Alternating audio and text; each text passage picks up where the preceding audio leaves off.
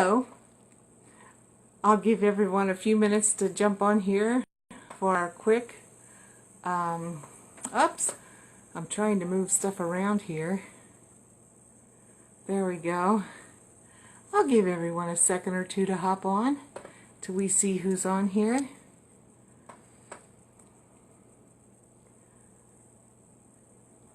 Okay, I see some people hopping on. It's not showing me on, I'm on my tablet. Hi Michaela, good to see you. Thank you for hopping on. It's great to see you today. I'm not sure if there's going to be a whole lot of people on today. It is a Sunday and it's usually a family type day, but I wanted to give you all a chance to have some questions answered. Okay, just a few more minutes.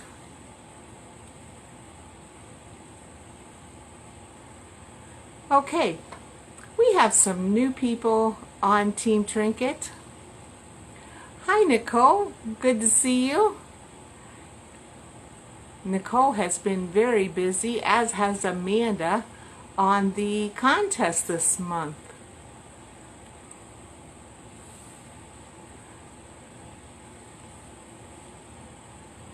Hi Carrie, good to see you. I hope all of you came with some questions about how to build your business. Today's questions are on how to build your business. Where should you start? What should you do first? Stuff like that. So think up your questions. Okay, we are going to go ahead and start. The first thing I want to do, because Team Trinket, now our team has a lot of people who are new. And many of you really don't know who I am other than the team leader, or the person that is in your upline, or the person that you go to if you have questions. So what I'm going to do today real quick is, for those people, I'm going to introduce myself. My name is Teresa Everly. I am happily married with 5 children, and a little bit about my story. How I got started in this business is I had a series of strokes, and those strokes left it so that I'm not able to work full-time. But I needed a full-time income, you know what I mean? I really need that full-time income. So, especially with the medical bills of having 4 strokes. So, I looked and searched and racked my brain and tried to come up with a way to make that income. Now, the first thing I tried was, I thought was the perfect thing, and it wasn't. It seemed like we did a whole lot of work and got nothing out of it.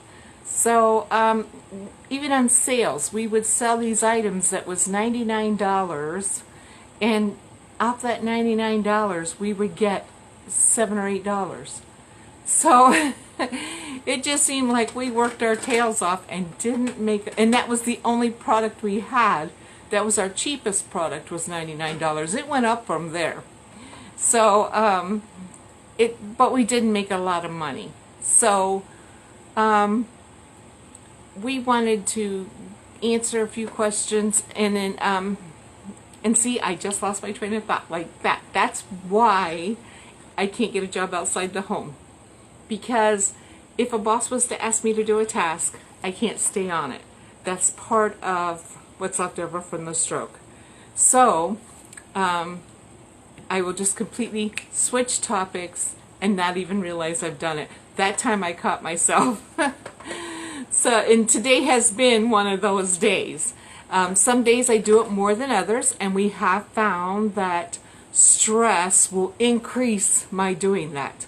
So if I'm very heavily stressed, which in this business or in any business you are going to have stress, then I will do that more. So the other thing is, I mix up numbers. So if you ask me a question that is specific with numbers, I transcribe them, or I don't remember them at all. And that includes my home phone number, my age, my birth date. It is any number. So with that problem, I had to look for a job that I could work from home when I was in my good moods or in my good, what do I want to say, good sense, that I was able to work, focus, and stay focused for a short amount of time. So this is why we found network marketing to be the best thing for me. So when I saw an ad out there one day that seemed too good to be true, I reached out to this young lady, and she literally said, "Let me call you. Let me call you." And she called me up and she told me about this wonderful program. And I started thinking, you know what? That's for me. I can do that. And I did, and I flourished, and it just boomed. And immediately, within 1 year, I made producer and was making $2,000 a month. Now, I don't want you to get overall by numbers, because some of you make small amounts and some of you make bigger amounts. What determines that is how much time you want to put into your business. Now, saying that, this is what I did the first year. I literally buried myself in the business. I was so excited, I was so go-getter, that I literally went out there and buried myself in it, which may have helped contribute to or lead to my 4th stroke, which was while I was in this business. So what I ended up doing was taking a back. I had to back up a little bit and say, stop, we need a break. And so I took a short break. It was like 2 to 3 months. But in this industry, 2 to 3 months is like a killer. Your sales go down, your team disappears, and everyone just seems to float away. You will have those who are diehards, but for the majority, I lost half my team. So, one of the things is you must always be there for your team. If you're not there, unless they're a diehard and they really love the business, they're going to go away, because part of why they're here is you. Part of why they're here is you. They want the contact from you. They want the recognition from you. And so when I'm talking to you as a leader. So in network marketing, when you become a leader, you take on the role of bringing up and encouraging others. Kind of think of it as like a child that you now have to nurture and support in order for them to get good grades or progress. So what I want to do now is take a moment and let you give me the first question. So, did any of you happen to think of a question? Hi Ryan, hi Brandy.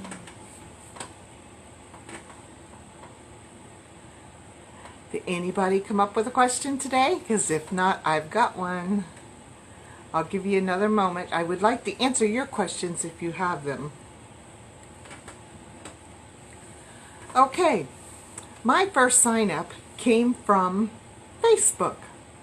That's right, it wasn't somebody I knew. It wasn't a family member. It wasn't even a friend. It was somebody I didn't even know. Because in network marketing, sometimes your family and friends are the last ones to jump on board. And I will say that again. Your friends and family are the last ones to jump on board. Now, why is that? We don't know.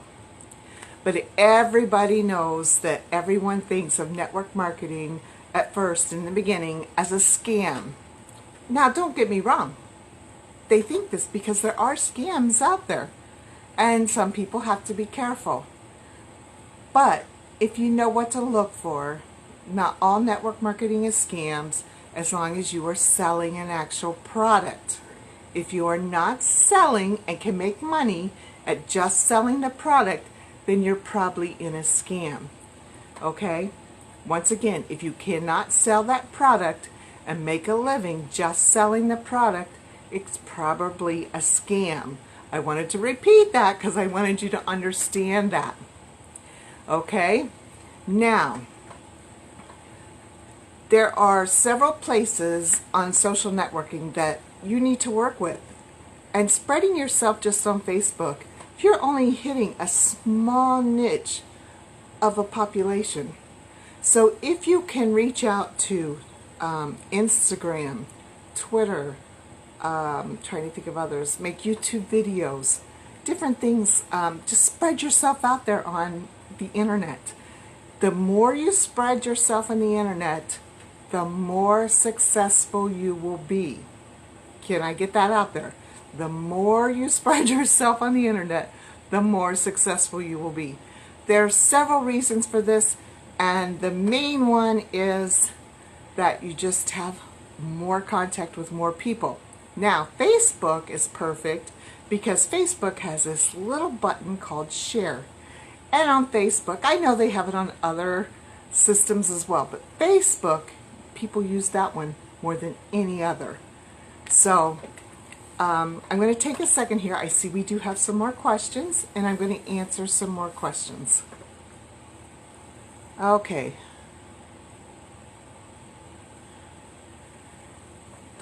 Okay, the first question I have is, what is a good way to get somebody off the fence? There's somebody that are just sitting out there and they want to join, they're hesitant. Number one, do you know what their why is? If you don't know what their why is, you cannot convince them. So, number one, I want you to find out why they need this. What is their goal with this? Do they need this for a second income because a child's sick? Do they need this for a second income because their husband is injured? Do they just want to do this for a time away from the family, just their own free time? Do they want to do this as a full-time job to replace a job that they don't like? You must find their reason. Once you find that reason, then what you do is, and this is how, and I know this is different than what I've told you in the past. In the past, I've said ask them twice and then leave them alone. That's not quite right. So here's what I want you to do. I want you to ask them point blank. Take the reason. Let's say the reason is they need an income supplement. Then you say, you know, when they're hesitant, say, well, did it change that you don't need that extra money? You know, do you not still need that extra money? Because this could help you get that extra money that you need. And you see, once you know what their need is, then you know what to use to leverage. If they need to replace a job, they hate their job. And then you say, did you suddenly start liking that job, or do you still hate your job? Because you can do this full time and replace a job if that's what you want to do. So find out what their reason is, then use that. Now, what I want you to do is do that first. However they contacted you. Let's say they contacted you on Facebook messages, then reply to them on Facebook messages. But eventually, your hope is to, number two, get their email. I know, I've never told you to do that before, but I am now. Get their email. Then I want you to remind them, send them a reminder on email. You know, hey, I'm still here. If you're still looking for some, and word it to personalize it. Don't just send them an ad out there. Personalize it. Use their name. Say, hey, Linda, are you still looking for a job to replace the one that you don't like anymore? Because we are fun, and we enjoy what we do because we are home and we can go places and we can do things on our own time, and explain how this will benefit and fill that hole she needs filled. So that is the second contact, is email. The third contact I would like you to try to make is in person. Now that sometimes is really hard, but I would like you to either get them on the phone or go talk to them in person. Now, I know 99.9% of you hate the telephone, but let me tell you, it is so hard to turn somebody down in person. Much harder. Just about as hard as it is for you to talk to them. So, get out there and talk to them in person and say, what about this don't you like? What is holding you back? What can I show or tell you that would help you make this decision? And do that in person. So, then, if that has failed, then try to get them as a customer. Say, okay, I understand. This is why you don't want to do this right now. I won't bug you right now. But until then, would you like to be a customer? So,